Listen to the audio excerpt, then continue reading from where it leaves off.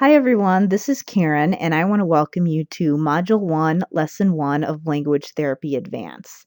In this lesson, I'm going to teach you some of the information that completely changed the way I plan my language therapy. So, to give you a little background, when I first started working in the school systems, language therapy was this huge enigma for me, and it seemed so complicated, and I never quite knew where to start and just never really understood it. And I tended to overcomplicate things and miss things that were right in front of my face until I learned some of the things I'm going to share with you in this lesson. So I started to notice that there was a common trend to a number of the language referrals I was getting. And I found that most of the students who I had who were diagnosed with language disorders all had this same issue. And as I did a little bit more research, I realized that it had a name. So, as you probably guessed, it's called the Matthew effect. And that's why this whole lesson is dedicated to explaining what that is. Here's what you'll learn in lesson 1. First, I'll tell you exactly what the Matthew effect is, including why it's so relevant to students with language disorders and why it's one of the biggest things holding them back from succeeding, especially in school. So here's the second thing. I'm sure that you're well aware of how language issues impact students, particularly in academic settings. So I don't think I need to sell you on the second point that we need to intervene early on. But I am going to offer you some tangible and measurable information to quantify how far behind our students really are and how much worse it can actually get over time if we don't intervene early. Last, I know it's obvious that we should be involved as SLPs in treating language disorders, but I know that there are many times that many of us feel we aren't really providing anything different than what a teacher or teaching assistant are doing when students are having language based academic difficulties. And sometimes we might wonder if we're really adding value and if we're truly needed. So I'm here to tell you that yes, you absolutely are needed, and I'll explain why. So let's get down to business and talk about the Matthew effect. The Matthew effect was initially named by a man named Keith Stanovich, and he named it after this Bible verse from the book of Matthew, which is where he got the name. So when we say there is a Matthew effect, we are saying that people who have less of something are progressing at a slower rate than people who have more. So whatever the skill is, the people who aren't as strong to begin with advance in that skill at a slower rate than those who initially had more. So let me give you a couple examples to clarify. A Matthew effect can happen in certain sports when some people improve at a greater rate than others. So let's say you have a group of athletes and some stand out as being more advanced than the others. These athletes are who are stronger are more likely to make the cut in tryouts for the elite programs, which means that they get into these programs and then they're practicing more and being challenged more and having access to better coaching. So over time, they get even better. While those who didn't make the team were weaker to begin with, but now they don't have as many opportunities to practice and be challenged, which means they aren't progressing as fast. So, this also happens with academic settings where we see the stronger students are pushed harder, have greater expectations, get into the more advanced classes, and are often exposed to more challenging content. So, this means that they learn at a greater rate than students who are in more remedial classes and aren't exposed to this more difficult content. So even though the Matthew effect applies to any situation where this may happen, Stanovich was talking mostly about how it happens in schools, and that's really what's relevant to us as SLPs. The Matthew effect is especially relevant to students with language delays because one of the biggest areas of impact is vocabulary. So Stanovich specifically mentioned vocabulary when he described the Matthew effect because this is one of the biggest indicators that differentiate weak students from strong students. So word knowledge is something that really stands out in students who do well in school versus students who do poorly in school. And there have been a ton of studies that show that even when there is effective instruction being done in the classroom, students who initially have weaker vocabulary skills still progress at a slower rate than their peers, which means that they aren't catching up given the standard instruction. So, this is why these students need specialized interventions from you because of your extensive training in language. You're actually one of the best equipped people to intervene when there are language based academic difficulties and when there is a Matthew effect relating to academic skills, because one of the biggest areas that it affects is vocabulary.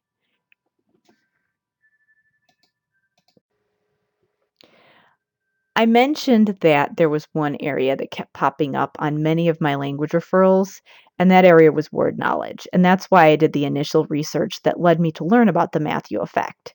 So, this was a huge game changer for me because it was finally starting to make sense why some of my students were struggling.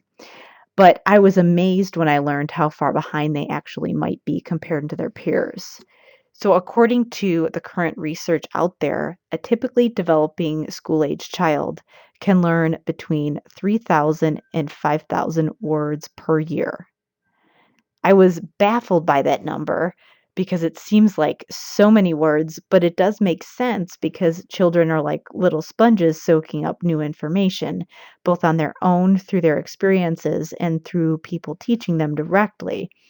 The part that really blew my mind was this: students with weak skills, which includes those with language impairments, may only learn between 300 and 900 words per year.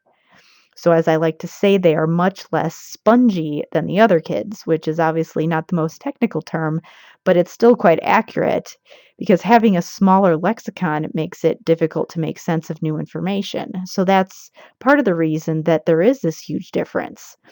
So, no wonder they're struggling to keep up and having a hard time with the academic content. They just don't have as much information to tie to the new information coming in.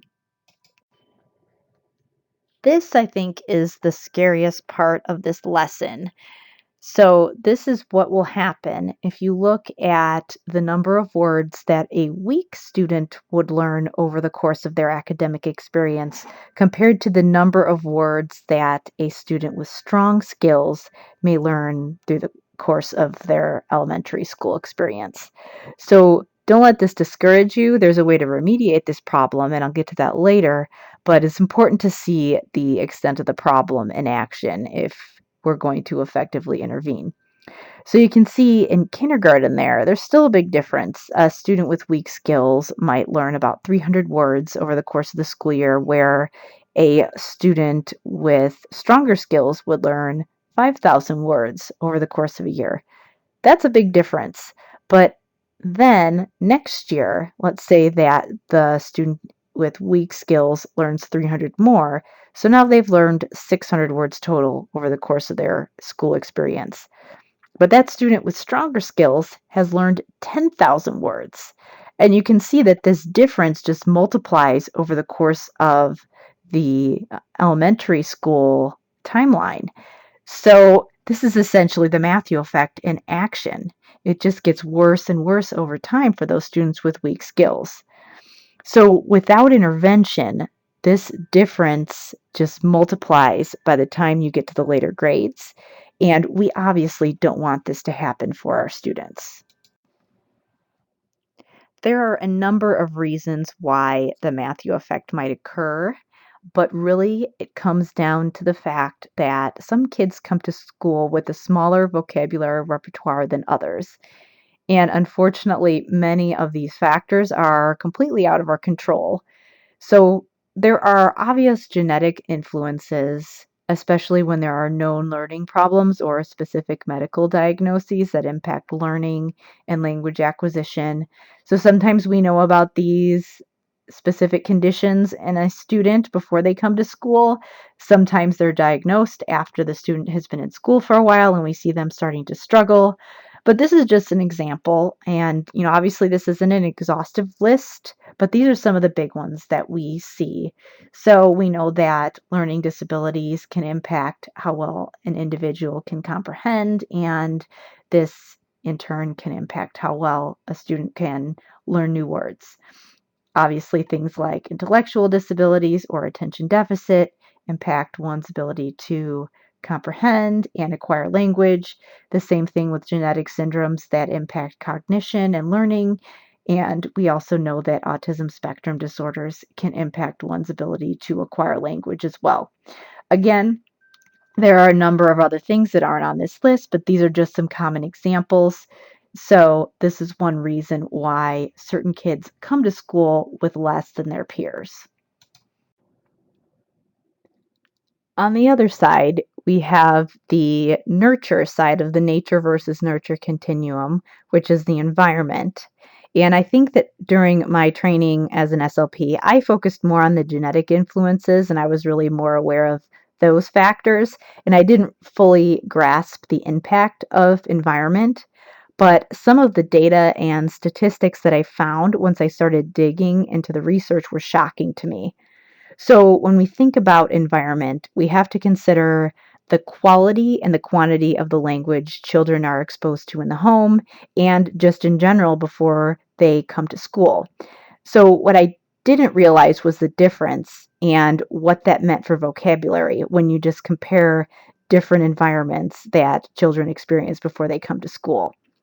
There was a seminal study done by Hart and Risley back in 1995 that is still relevant today, which lays it out pretty well. So, what they did was observe the language used by parents in the homes over an extended period of time, and they found drastic differences between socioeconomic levels. So, when they looked at professional level parents, such as college professors and equivalent, they found that children were exposed to 2,153 words per hour from their parents. The working class was barely half at 1,251, but children whose families were on welfare only heard 616 words per hour. So, when we consider the fact that we learn words partially by being exposed to them, it starts to make sense why students are struggling so much. So, we start to understand why some students come to school knowing fewer words than others. There are a couple important things I want you to take away from this lesson. First of all, students with language disorders directly experience the Matthew effect because they usually come to school with less than their peers, whether it be from those genetic influences, environmental influences, or a combination of both. Because they have less to begin with, they are at risk for learning at a slower rate, which means they are starting school with a huge disadvantage compared to their peers. Secondly, I want you to understand that since your students have less when they start, they're at risk for becoming further and further behind their peers. When you have weak vocabulary skills, this can globally impact your language and academic performance and make it hard for you to build those skills over time. We need to make sure as SLPs that we're giving these students strategic focus intervention as soon as possible to close the gap. So in the later modules, I'll get into more specifics as far as how we do that. But for now, I just want you to understand the extent of the problem. Finally, I want you to understand how important you are in the process of closing the gap caused by the Matthew effect, specifically in relation to vocabulary. So, because word knowledge is one of the biggest areas that differentiate strong students from weak students in relation to academics, and because this is often the root cause of academic difficulties for school age children, the services that you can provide can be the secret ingredient to successful intervention. Your training has prepared you to deal with vocabulary and language delays, so you are one of the best equipped professionals to fight the Matthew effect. This brings us to the end of the first lesson, but we're really just getting warmed up. In Module 1, Lesson 2, I'll talk more about why vocabulary is a critical component to your therapy, not just in relation to word knowledge, but because of its interaction with other language skills, which is especially important for you if you want to develop a language therapy curriculum to keep you focused on the right skills. So I'll look forward to seeing you in Lesson 2.